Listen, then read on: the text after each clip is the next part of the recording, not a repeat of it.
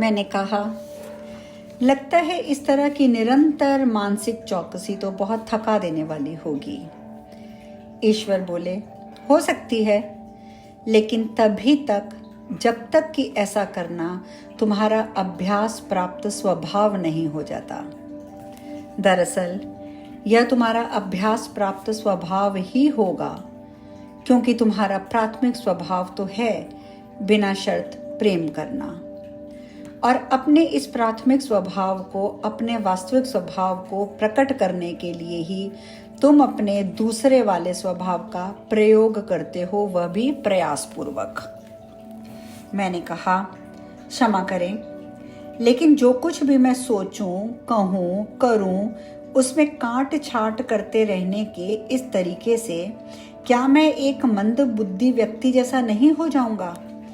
क्या मैं उबाऊ नहीं लगूंगा? ईश्वर बोले, बिल्कुल नहीं। हाँ, थोड़ा अलग अवश्य दिखोगे, लेकिन मंद बुद्धि नहीं। क्या तुम्हारे जीसस मंद बुद्धि थे? मुझे तो ऐसा नहीं लगता। बुद्ध क्या लोगों को उबाऊ लगते थे? मुझे ऐसा भी नहीं लगता, बल्कि लोग तो उनके सानिध्य के लिए आतुर रहा करते थे, उनको सुनने के लिए लालायत रहा करते थे। जो कोई भी प्रबुद्ध हो जाता है वह मंद बुद्धि कहाँ रह जाता है? हाँ, वह अलौकिक हो सकता है, विलक्षण हो सकता है, असाधारण हो सकता है, लेकिन मंद बुद्धि नहीं। तो तुम क्या चाहते हो कि तुम्हारा जीवन उड़ान भरे? अगर हाँ, तो जो तुम होना चाहते हो वैसा होने की कल्पना अभी से करना शुरू कर दो, और उस कल्पना में प्रवेश करना भी शुरू कर दो। जो जो विचार, जो जो शब्द और जो जो कर्म उसके साथ तालमेल रखने वाले ना हो, उनको अपने जीवन से बाहर निकालना शुरू कर दो। जब तक कोई ऐसा विचार आए जो कि उस उच्चतर दर्शन के समकक्ष ना हो, तो तत्काल नए विचार की ओर चले जाओ। अगर कभी तुम कोई ऐसी बात कह बैठो जो तुम्हारी सर्वोत्कृष्ट भावना के समतुल्य ना हो, तो मन में संकल्प करो, ऐसा फिर नहीं होगा। अगर कभी तुमसे कोई ऐसा कार्य हो जाए जो तुम्हारे सर्वोत्तम आशय के समरूप ना हो, तो फैसला सुना दो कि वह ऐसा अंतिम कार्य था, और अगर संभव हो तो उसे सही करने की कोशिश करो, चाहे वह तुमने किसी के साथ भी किया हो। मैंने कहा, यह सब मैंने पहले भी सुना है, लेकिन मैंने इसे बकवास ही माना है, क्योंकि ये सब बड़ा ही बेतुका लगता है। मेरा मतलब है कि अगर आप वाकई बीमार हैं तो आप ये बात स्वीकार ही ना करें कि आप बीमार हैं। अगर आप दिवालिये हो गए हैं, कंगाल हो गए हैं, तो आप क्या ये बात माने ही ना या कहें ही ना कि आप ऐसे हो गए हैं? अगर आप बुरी तरह से परेशान हैं तो क्या आप ऐसा दिखाएंगे ही नहीं कि आप परेशान हैं? इस बात पर मुझे उन तीनों लोगों के बारे में कहा जाने वाला चुटकुला याद आ रहा है, जिन्हें नरक में भेजा गया था।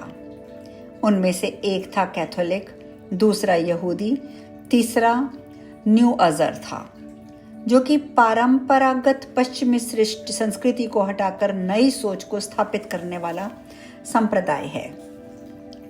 एक बार शैतान ने हंसी उड़ाने वाले अंदाज से कैथोलिक से पूछा, कहो, यहाँ की गर्मी में कैसा मजा आ रहा है? कैथोलिक ने उसकी बात का तिरस्कार करते हुए कहा, मैं तो उसे ऊपर वाले को अर्पित कर देता हूँ।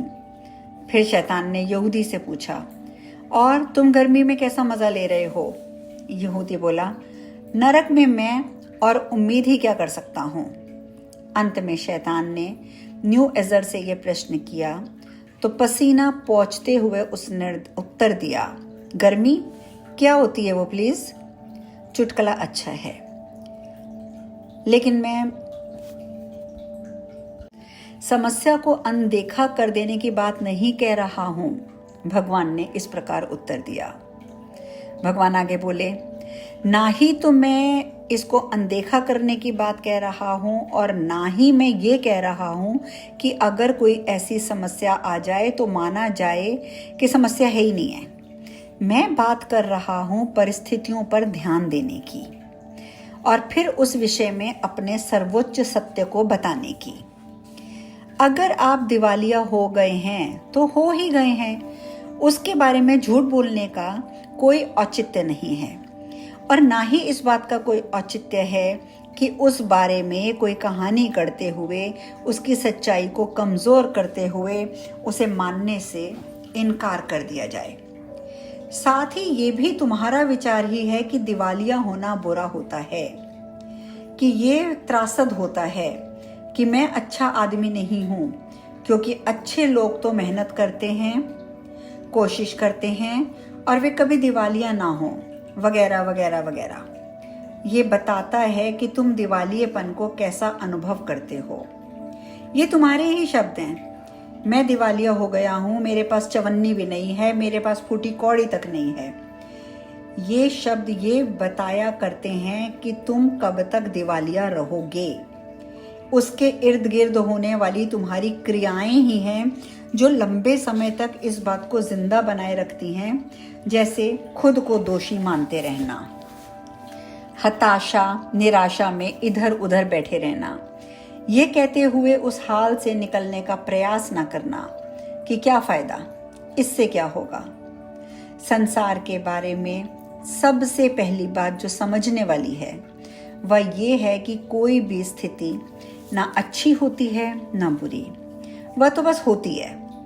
इसलिए उसका मूल्यांकन करके कोई निष्कर्ष निकालना बंद कर दो। और समझने वाली दूसरी बात ये है कि सभी परिस्थितियां अस्थायी होती हैं। कुछ भी यथावत नहीं रहता, कुछ भी स्थायी नहीं रहता, और चीजें किस तरह बदलें ये तुम पर निर्भर करता है। इतना सुनकर मैंने पुनः प्रश्न किया, क्षमा कीजिएगा, मुझे यहाँ फिर से बीच में टोकना पड़ रहा है। उस व्यक्ति के बारे में क्या जो बीमार है, लेकिन फिर भी वह ये विश्वास रखता है कि वह पहाड़ को खिसका देगा। ऐसा वह सोचता है, कहता है, विश्वास भी करता है कि वह चंगा हो जाएगा, जबकि 6 सप्ताह में मरने वाला है। उसकी इस सकारात्मक सोच और दृढ़ निश्चय का मेल कहाँ बैठता है? ईश्वर बोले, बहुत अच्छा प्रश्न है। तुम कठिन प्रश्न पूछ रहे हो और मेरे शब्दों का जस का तस नहीं ले रहे हो, वैसे तो ये बहुत अच्छी बात है। चलते चलते एक जगह ऐसी आएगी जब तुम मेरे शब्दों को ज्यों का त्यों लेने लगोगे, क्योंकि आखिर में तुम पाओगे कि इस बात पर हम दोनों अनंत काल तक तब तक बात करते रह सकते हैं जब तक कि इसके अलावा कोई विकल्प ना रहे कि या तो इसे आजमाओ या नकारो। लेकिन अभी हम वहां तक पहुंचे ही नहीं, इसलिए बातचीत जारी रखो। वह व्यक्ति जो पहाड़ को खिसका देने का विश्वास रखता है लेकिन 6 सप्ताह में मर जाता है, उसने 6 सप्ताह तक तो पहाड़ को खिसकाया ही है। उसके लिए इतना ही काफी है। हो सकता है कि अपने अंतिम दिन व अंतिम घंटे में उसने ये निर्णय लिया हो, ठीक है, मैंने काफी कर लिया, अब मैं एक दूसरे अभियान पर जाने के लिए तैयार हूं। हो सकता है कि तुम्हें उसके निर्णय का पता ही ना हो, क्योंकि उसने तुम्हें बताया ही ना हो। सच तो ये है कि निर्णय उसने काफी पहले ही ले लिया था, कुछ दिन या कुछ सप्ताह पहले, लेकिन तुम्हें बताया ना हो या किसी को भी ना बताया हो। तुम लोगों में एक ऐसा समाज रच रखा है जिसमें मरना चाहना बिल्कुल भी अच्छा नहीं माना जाता। मौत के सानिध्य में होना बिल्कुल भी अच्छा नहीं माना जाता। चूंकि तुम मरना नहीं चाहते हो, इसलिए इस बात की कल्पना भी नहीं कर सकते कि कोई मरना चाहता है, भले ही उसकी स्थिति या परिस्थिति कैसी भी हो।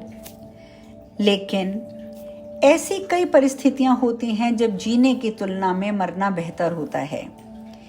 इसकी कल्पना तुम तब कर सकते हो जब तुम पल भर के लिए ऐसा सोचो, लेकिन ये सत्य तुम्हारे सामने तब प्रकट नहीं होते जब तुम किसी ऐसे व्यक्ति का मुंह देख रहे होते हो जिसने मरना चुन लिया हो, क्योंकि वो इतने स्वतः स्पष्ट नहीं होते हैं। लेकिन मरने वाला ये बात जानता है। अपने निर्णय के बारे में उस कमरे में मौजूद स्वीकृति के स्तर को वह महसूस भी कर सकता है।